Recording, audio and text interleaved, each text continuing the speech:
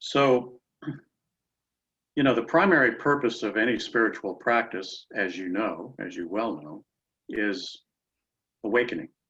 And what I mean by awakening is exactly the same thing that Maharishi meant by it, cosmic consciousness, the establishment of that inner witness, like having a seat in the audience while still being involved actively on the stage of life, right? But not being identified with the roles that we play and the actor on the stage. Right. Having enough of a witness going on that we can, fully engage in those roles, and ride the ups and downs of life, but not get so completely overwhelmed by it. Yeah. So the more that inner witness is established, the more we can play full out without getting so completely overwhelmed by the whole thing.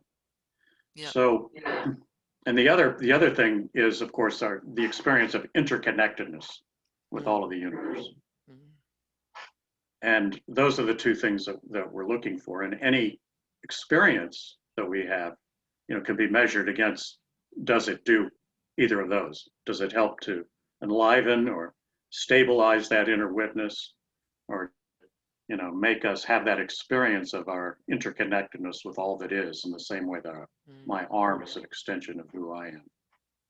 Yeah. I want to go through all the different planets and Okay. talk about them and how they relate to your blueprint. Okay. About them. This is my version, by the way, and since you've had other, astrology readings, I'm sure you've heard everybody give their particular perspective on the whole thing. But this is my perspective, and one that Edward shared. So, nice. An easy way to think about the planets is, they're archetypes of consciousness. And you can think about them like a useful paradigm is think of them like they're associated with each of the chakras. You're familiar with the chakras? Oh, yes. Never a good idea to assume, so it's yeah. it's why I ask. So think of Saturn like the root chakra, the most grounded, practical part of us. Okay. The physical realm, the body. It's the slow energy that makes us slow down and be very detail-oriented, mentally detail-oriented. It creates obstacles in our life so that we have to slow down and go deep. Right. But on the spiritual path, it's a path of the body. It's everything to do with the body. So it can be things like retreats, physical purification, cleanses, fasting, Ayurvedic treatments. It can be dance, long distance running, triathlons, swimming, anything that enlivens the body, breath work, some types of breath work. Right, yeah. Okay. On my website and go on the path of Saturn, I give an example of some of those different things. And of course, the document that I sent you to has that is your primary spiritual nature, the path of Saturn, according to this particular paradigm. You have to find out if that's true for yourself. Sure. I have found in my own experience, even though my primary spiritual path is governed by Jupiter, which I'll talk about later, that from time to time, elements of each of the paths are of value. Right. Right? Yeah. I mean, like going and sitting with Ajashanti or whatever, there's so many different spiritual flowers in the garden, and they all have their value. But the hypothesis here that Edward put forward is that your primary spiritual path is, it's called Hatha Yoga, but it doesn't specifically mean, doesn't have to be Hatha Yoga practices. Right. It's anything to do with the body. It can be yoga practices, of course. So, well, I do a lot of, that's the main value. Most of the time when I do a blueprint like this, especially for someone like you who's been, like on the spiritual journey for 50 years or more, we already know this, but it confirms it. Yeah. Also, then makes us aware of all of the other spiritual flowers in the garden, so to speak. Sure. Different things that might be there of value. And you talked about the concussion you had a few years ago. Yeah. The things about the path of Saturn is, because it has to do with the body, is that you can also, one aspect of it is you can grow through the experience of pain. But, pain can be Yeah, let's just agree. say an intense spiritual journey. Quite a For teacher. sure. Yeah. So Venus, you can think of Venus like the second chakra, Okay. all of the senses, Okay. but it's romantic love, eros, sexuality, Mhm. beauty in all of its forms, Mhm. everything to do with beauty, but everything to do with sensual pleasure. And it's called the path of Raj Yoga on the spiritual path. Okay. Uses sound, right? Yeah. Subtle sound to transcend. So it's transcending through any of the senses. I think the first experience that I ever had of transcendence was sitting on a beach watching a sunset and just having this huge feeling of tranquility. And when I first meditated the first time, it was like, oh, I recognize this. I've had this experience before. Probably most people have that, right? But Yeah. yeah, it's Nice. taste through foods or anything, any of I the think. senses. Well, the TM movement is Venusian, Raj Yogic kind of an organization. That is, only speak the sweet truth. Yeah. People whose primary spiritual nature is governed by Venus don't do well with negativity. Your relating style is governed by. So let's talk about Mars. Mars, you can think of like your third chakra. It's Okay. willpower, Mars. strength of will, determination. Mars, you think of Mars as like masculine energy. It's gotten a bad rap because, the lower vibrations of Mars, all the planets have lower vibrations and higher vibrations. And the lower vibrations of Mars are, anger and aggression and like that. But the higher vibrations are dynamism, action, get things done, overcome obstacles, because that's the path of Shakti Kundalini. Oh. It really is the path of the chakras. It's called the path of Laya Yoga. It's what in the West, people get it confused with Tantra. Okay. So what it is, breathing the energy up through the chakras, up through the Sushumna, Yes. Yes. Yes. Have you ever had that? I've never had that either, but I have a number of friends who have awakened, who've had a Shakti Kundalini awakening. And it basically gives them that experience of, cutting the cord of identification they have with their mind and body and feeling at one with the universe. And it can be quite disorienting when it happens. Yeah. I've had books. Carlos Castaneda was this, I don't know, like a academic professor guy in Southern California. He went down to Mexico and met this shaman, Don Juan, somebody. And the first thing that Don Juan did with him is he took him on peyote journeys. Right. To cut the cord of identification with the whole physical realm, change his whole version, shake up his whole reality, make him realize that all of this physical stuff that we think is so solid really isn't that solid at all. Right. So anyway, shamanic journeys are a part of the path of Shakti Kundalini, path of Mars. Yeah. Right. Okay, cool. Yeah. But anything, Mars has to do with risk taking, adventure. It's the part of us that wants adventure. Yeah. along the way, Yeah, for sure. So you can think of the next chakra as, the heart chakra. Okay. Agape love. It's the love of the mother. It's the nurturing part of us. It's the part of us that sees a puppy and goes, oh, isn't that cute? The love that we have for our friends, our family, And on the spiritual path, it's the path of bhakti, Right. devotion, path of the heart. So, singing bhajans and that sort of thing. The path of the guru. And the path of the guru isn't really so much in vogue these days because so many teachers, so many gurus have abused their power. And, the old saying, if you meet the Buddha in the road, kill him. Yeah. That's because the Buddha's, it's not out there, it's inside, right? Right. So don't get attached to, worshiping somebody or something that's outside you. However, the true bhakta is when you fall so deeply in love with the other that they are as much a part of you as your own arm. There's no, that distinction of separation dissolves. And it's an incredible experience of oneness, of being through beloved. the heart, through the love. Yeah. Through the, Like, and that's a beautiful path. And I think it's something that a beautiful experience that we all enjoy from time to time, you know, bhajans, Krishna Das, and, yeah, you know, not to judge, because sometimes you have to start out just going through the motions, you know, and if you truly fall deeply in love, this happened to me when I was with Gangaji, actually, you know, my mind stopped, and what happened is my heart just blew open, and I experienced, you know, that that we were just oneness of being, you know, it was like we were in two separate bodies, but, you know, it was, so that too is being the element that governs the transition to God consciousness. Yeah. Yes. Shake Definitely. us up. You know. Yeah. They say that if you're going to be devoted to something, though, be devoted to something that is of a high vibration and that isn't going to change. That isn't going to, like, for instance, you've probably heard of Ramana Maharshi.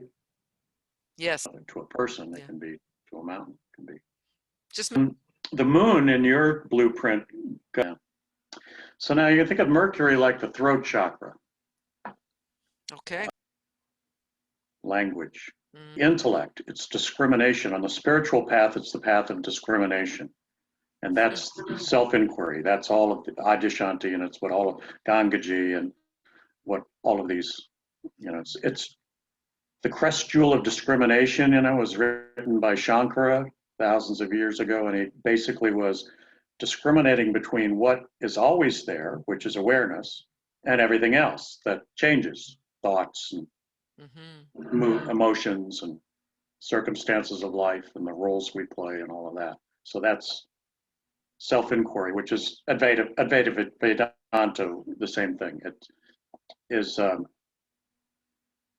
very popular these days. Well, A lot of teachers. So now you can think of Jupiter like the third eye. Oh yeah. Jupiter is wisdom, big picture awareness. It's the part of us that knows there's more to life than just mundane physical existence, that has a, you know, that draws us to the spiritual path. It's the priestess nature, you know, that we all have, that sense of at one attraction to the divine, to the sacred. Spiritual path, it's the path of karma yogi, path of the karma yogi, karma yoga. Karma yogi. And the karma yogi has three aspects to it. One is, like I said earlier, it's about receiving darshan, sitting in the presence of anyone that's a higher vibrational, enlightened, or, you know, even a higher vibrational frequency than what we're currently at. We can train to that and receive that through, you know, that darshan. That's one aspect of karma yogi. And another aspect is ritual, conscious ritual, though, that comes from source. And the third aspect is selfless service, which just sort of naturally comes. Actually, true selfless service is not me serving an other. It's just the same. It's like when you walk up to a door, you open it, right? You hardly even think about it. There's no thought. It's just, oh, you know, the door needs to be opened, right? You know, it's, somebody's got to cook dinner. Right. Yeah. But it's, you know, it's action that actually inspires you. You know, it's not doing something just out of some sense of duty. Or, so that's the path of Jupiter, and Jupiter not as much concerned whether anybody else understands it. You know, it's, whereas a Venusian Brahmin is more interested in sharing. Right. Sharing their big fat opinion with the world. No, sharing, dispersing it. Jupiter, like a Brahmin, is any more likely to become enlightened than any of the other castes. The caste nature is just like, you know, in India is a perverted version of it, because you're born into a family, right? But in true caste is, dictated by, the planet that's there at the moment of your birth. Okay. Yeah, That rings true. caste is, another name for it is dharma, your dharma. Right. When you're in the flow of dharma, it's like you're paddling downstream, you're in the current of life rather than going against the flow of dharma. And they say it's actually the most important. Edward always said it's the most important thing in a marriage, is that you're aligned in the path of dharma, the caste, in your caste nature. They say, when you combine your dharma with your career nature, that should reveal something. So, for instance, in your case, your dharma is as a Brahmin, and your career nature is governed by Mercury, which is, teaching, counseling. So, spiritual counselor. But it's lower vibrations, but in the higher vibrations, it's just about service. It's about on the spiritual path, the sun governs the path, the spiritual path known as the Surya Yogi, which is the integral path. It means it's like a honeybee going around from flower to flower and gathering nectar from a lot of different flowers, but not staying too long in any one of them. Okay. Because I think my own experience is, even though sun is not my primary spiritual nature, I receive from all of the elements of all of them. Sure. Especially the path of Gyan Yoga has been very powerful for me, as it has been for you, which is, Advaita Vedanta sort of things. Now, Rahu and Ketu are the nodes of the moon. Those aren't associated with any chakra. Those are the rebels. Those get too stagnant. When Saturn, the lower vibrations of Saturn can be stagnation, boredom, routine, and Rahu and Ketu, the rebels, can come in and shake that up. They're the change agents. That's the part of us, and we all have it to varying degrees, but it's the part of us that wants to change and rebel against stagnation and boredom and routine. Okay. I want to talk about the Ketu aspect of it for a minute, because a minute ago we were talking about death. Ketu is about loss. Yeah. Experience of loss is, of course, very potent spiritual energy when it goes away. Yeah, that's great. Thing that we really love, and then it changes, goes away, and then we get to experience that grief, that deep well of depression. It is a Shiva-like, has a Shiva-like quality to it, of wiping the slate clean and bringing us into the present moment. Letting go. Yeah. You realize that you were hanging your hat on something that changes, and how that is the key to suffering. If you become so dependent on, have to have this in my life in order to be happy, and then, as nature will have it, rips it right out from under you. And nowhere to hang your hat. We're all going to die. A part of the whole spiritual path is, being present with our mortality. Yeah. This is it. We could leave the body at any moment.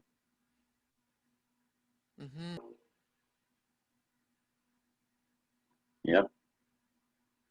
Well, of course, in our society, we shelter ourselves from death. Push it away, sugarcoat it. Yeah. The indigenous cultures where, death is a real part of your life experience. You're around people who are dying. Sure. It is. It's a very powerful experience when you dive head first into that feeling of grief, of loss. It can annihilate everything, as can any really powerful emotion, like that can just bring you fully present, transcend. Mm-hmm. the mind. Mm-hmm. Oh. Do with these things is to give people more of a sense of what are these energies of the planets. Mm. You know, they're all aspects of our being. They're archetypes of consciousness that are just really just aspects of our being.